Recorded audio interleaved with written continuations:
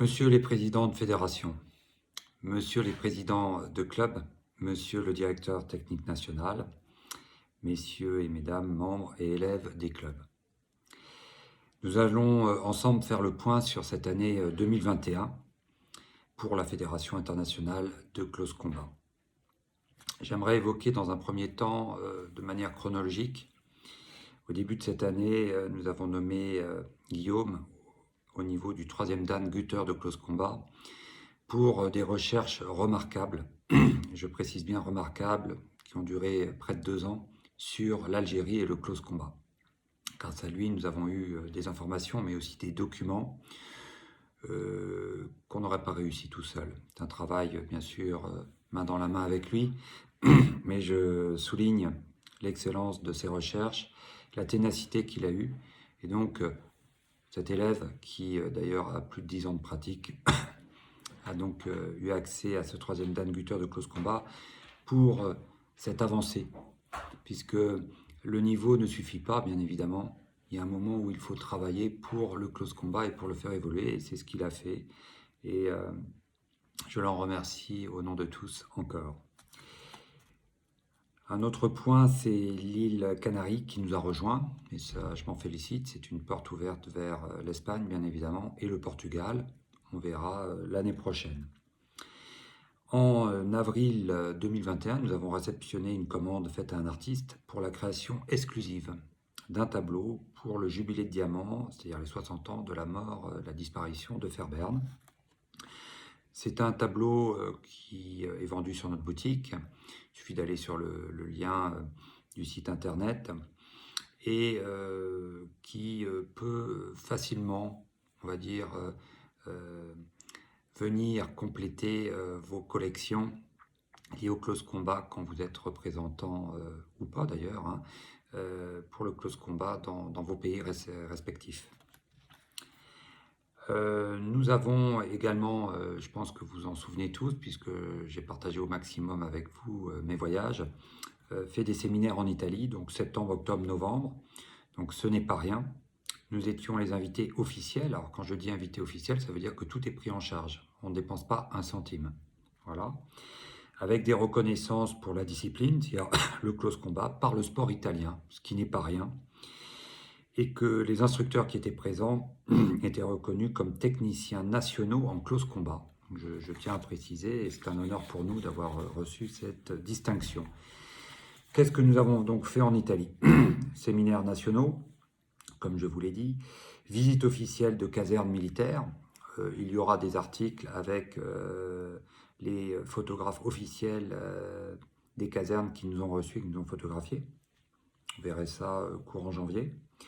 La création donc d'une structure qu'on appelle le SNEC, donc Centre National d'Entraînement au Close Combat, avec une première déclinaison en Italie. Donc ça se présente sous la forme d'un parcours d'audace, tout simplement, et pour l'Italie avec un professeur et des entraînements toutes les semaines pour que les élèves puissent, sous cette forme ludique, participer à des Mud Day ou des Spartan Race locales, mais en même temps repousser leurs limites et sortir de leur zone de confort, rentrer dans la rusticité. Le close combat sans rusticité n'existe pas. Nous avons également structuré sur plan régional pour la région de Friuli, Venezia et Giulia, notamment pour trois de nos activités. Le close combat, bien sûr, qui est notre première activité, les disciplines associées que sont le Krav Maga d'Erani et le SOG Close Combat, qui est une de nos disciplines. Nous en avons protégé, bien évidemment, à l'Institut national de la protection industrielle, tous les logos et les marques. Voilà pour l'Italie. Alors, également un autre pays que je tiens à souligner, ce sont les efforts qu'a fait le Mali. Le Mali qui vit des moments, on va dire, mouvementés en ce moment, est très actif autour du sport. Et on s'en réjouit tous pour unir les différents membres qu'ils ont sur place et pour faire de la cohésion. Et donc, nous avons déjà eu un premier voyage qui a été retardé. Peut-être, vraisemblablement, nous avons d'ailleurs tous les documents en ce sens pour voyager au mois de janvier. Mais je ne sais pas si les événements politiques qui s'y déroulent le permettront. En tous les cas, je ne manquerai pas de vous en tenir compte si nous pouvons nous déplacer là-bas. Je ne vous cache pas que nous essayons de créer la deuxième fédération nationale au monde de close combat et on aimerait bien que ce soit le Mali qui soit ce numéro 2. Ensuite, on peut souligner pour cette année notre passage à la télévision nationale au Congo, rubrique sport, en août 2021 pour relayer le travail de la FECO Close DA. J'étais d'ailleurs sur place pendant l'été. Et notamment, je tiens encore à souligner le travail du colonel Mataya, qui a reçu un 8e dan Gutter de close combat. Le grand moniteur Boule, qui a eu son 7e dan Gutter de close combat. Je précise qu'il vient du SNEC de Montlouis. Et moniteur Francis, qui est l'unique et le seul pour l'instant directeur technique national, nommé par le ministre des Sports, qui a reçu son 6e dan Gutter de close combat. Ensuite, j'aimerais parler de l'île Maurice, qui nous a rejoint avec Didier Hammer, qui est une figure locale, qui est une personne de grande valeur et qui, j'espère, nous pourrons le visiter prochainement, si le Covid nous y autorise. Une manière de joindre l'utile à l'agréable, puisque l'île Maurice est très belle, je le crois et j'en suis certain. Concernant un autre point qui est important, vous l'avez peut-être vu en filigrane, je tiens à repréciser et à confirmer que nous nommons des représentants par région, par département, et que c'est pour qu'ils se développent. L'important, c'est pas juste de recevoir ce titre, c'est bien sûr de se développer, de rayonner, donc soit dans la ville, soit dans le département, soit dans la région qu'on vous donne, et en aucun cas ailleurs au nom du close combat en tous les cas. Si jamais tel est le cas, c'est l'exclusion immédiate. Mais n'hésitez pas à venir vers nous, puisque pour que vous puissiez vous développer, même sur le plan, je dirais, médiatique, nous avons différents supports et nous pouvons vous donner des conseils. Et c'est aussi notre rôle d'accompagner les clubs pour leur développement. Nous avons aussi, sans transition, appris la disparition d'un de nos membres à Brazzaville, le grand maître M. Poutou, Célestin, paix à son âme. Disparition surprenante, puisque j'étais moi-même au mois d'août, je l'ai vu en pleine forme. J'ai été assez surpris, voilà. Sans transition, nous passons aux disciplines associées. Nous avons plusieurs disciplines, et notamment Krav Maga d'Erani, dirigé par Jackie Taifon. Nous avons protégé à l'INPI, l'Institut National de Protection Industrielle, le logo, qui est le logo du Mossad. Je tiens à m'en expliquer là-dessus. C'est tout simplement pour pouvoir l'utiliser puisqu'il n'était pas protégé, mais c'est bien sûr en aucun cas pour aller embêter les autres clubs qui l'utilisent d'une manière générale. Par contre, ce qui est vrai, c'est que si on nous faisait le reproche de l'utiliser, nous montrerions immédiatement que nous avons le droit prioritaire en France pour le faire. Voilà. L'idée étant bien sûr d'apporter du prestige et une sécurité juridique pour ces utilisations. Krav Maga d'Erani fait partie du 86e mouvement de Krav Maga en France. Voilà, l'idée étant de recueillir les clubs qui ont déjà de la bouteille, pas des clubs qui commencent, des gens qui ont déjà fait leur chemin, qui ont déjà été dans des très grosses fédérations, avec bien sûr des cotisations très très élevées, avec des obligations de stage à plus de 1000 €. On m'a même parlé de stages où ils étaient plus de 500 à des prix exorbitants, où ils n'ont rien appris. Chez nous, rien de tout ça. Par contre, il y a une structure, il y a une marque, il y a un logo, il y a des licences bien évidemment reconnues jeunesse et sport. Et donc, c'est ce qui permet à des personnes qui ont bien bourlingué et qui veulent réduire un peu leurs frais de passer par nous. Par contre, en contrepartie, nous ne sommes pas une fédération qui peut faire des compétitions et nous ne sommes pas non plus une fédération qui peut organiser des séminaires en invitant, on va dire, 5 ou 6 clubs. Nous n'avons pas les moyens pour ça. Mais vous avez compris le sens de cette création.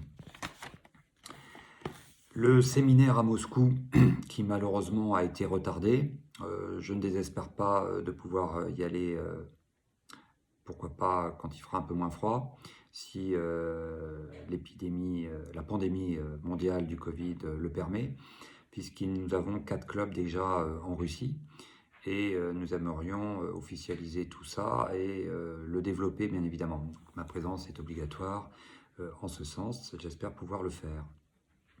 Nous avons également déposé, par ordre chronologique bien sûr, des signalétiques dans l'espace public à Brazzaville pour la Fédération nationale de close combat et la FECO Close DA.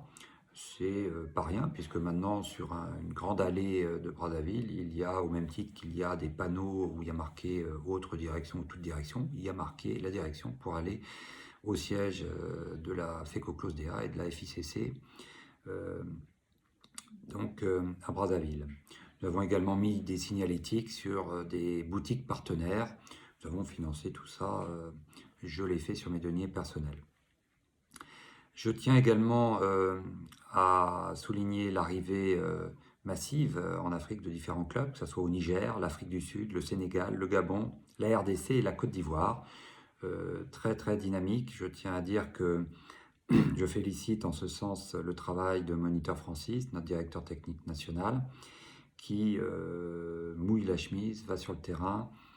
Et effectivement, en Afrique, il y a de très bons retours, puisque les Africains ont connu par différents événements l'armée française sur leur territoire. Et à l'époque, puisque le close combat, vous le savez, en France est interdit d'être enseigné depuis 2002, mais bien avant, il y avait donc des militaires en Afrique et c'était le close combat et ce n'est pas sorti de leurs oreilles. Et donc c'est pour ça que nous avons un accueil particulièrement chaleureux à chaque fois que nous voulons nous développer là-bas. Je tiens à dire également que nous sommes cités dans 2 livres de référence de corps à corps cette année. Vous l'avez vu sur le Facebook de la Fédération internationale de close combat. Vous pouvez le voir aussi sur l'Instagram Close Combat Urbain. À chaque fois, je prends des photos de ce genre de choses ou de dédicaces. Nous sommes présents. Vous l'avez vu dernièrement, nous avons créé la Fédération européenne de close combat pour fêter les 10 ans de travail que nous avons fait, Jackie Taillefonds et moi, par rapport au close combat.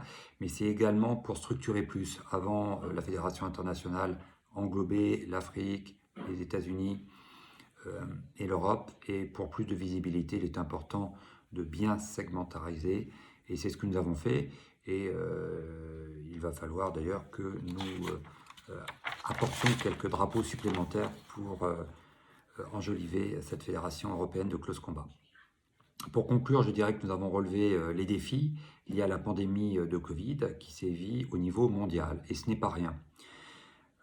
Je vous invite d'ailleurs à ce sujet à maintenir les mesures mises en place dans le respect des règles de prévention. Le développement est fort en Afrique, il doit se continuer en Europe. Notre département de développement culturel fonctionne d'ailleurs à ce titre à plein régime, je tiens à vous rassurer. Nous devons continuer donc notre développement pour le rayonnement du close combat, tout simplement. Nous avons les outils pour aller encore plus loin et j'invite tous nos représentants nationaux à se mobiliser. Sur ce, je vous souhaite une très bonne fin d'année 2021.